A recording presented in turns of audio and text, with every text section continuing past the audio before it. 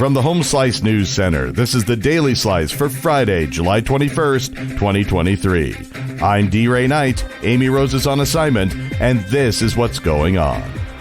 Rapid City Police are investigating vandalism to the city's presidential statues. The first incident occurred Wednesday afternoon when multiple calls reported a male suspect spray painting several of the statues. 6 statues were found to have been affected, and police obtained a description of the suspect along with photographs. Wednesday night, they arrested 66-year-old Charles Rencounter from Santa Fe, New Mexico. He was arrested and charged with 6 counts of second-degree vandalism. Late Wednesday night, police were again dispatched to reports of another spray painting incident involving the statues. This time, 5 additional statues were discovered to have been vandalized.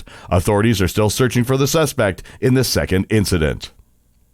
The Pennington County State's Attorney's Office is reviewing a sexual assault case involving members of the Mitchell Post-18 American Legion baseball team.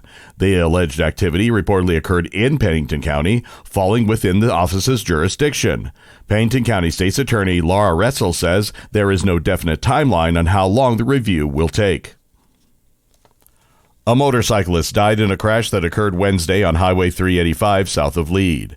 The Highway Patrol says the motorcyclist was traveling at a high rate of speed when he lost control attempting to negotiate a curve. The 21-year-old rider became separated from his motorcycle after laying it down, and he slid underneath a pickup truck that was traveling in the opposite direction. The motorcyclist sustained fatal injuries and was pronounced dead at the scene. The Highway Patrol is investigating the crash.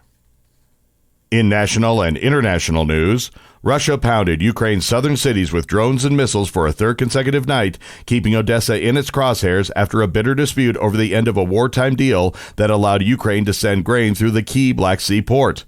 Ukrainian officials said Thursday that the strikes killed at least 2 people in Odessa. At least 19 people, including a child, were injured in the nearby city of Mykolaiv. Russia has targeted Ukrainian critical grain export infrastructure since it vowed retribution for an attack that damaged a crucial bridge between Russia and the Moscow-annexed Crimean Peninsula. The strikes have helped drive up food prices in countries facing hunger. Ron DeSantis is taking his presidential campaign to Utah. DeSantis is set to appear Friday at the state capitol with about a dozen supporters. He's going to meet with Republican Governor Spencer Cox and attend a fundraiser. In visiting Utah, the Florida governor is prioritizing a state where rival Donald Trump has struggled in the past. For DeSantis, the ability to show strength against Trump in a heavily Republican state like Utah could buoy his effort. In a place where the conservative and religious culture has at times given Trump a chilly reception, there are signs that there's an opening for the Florida governor.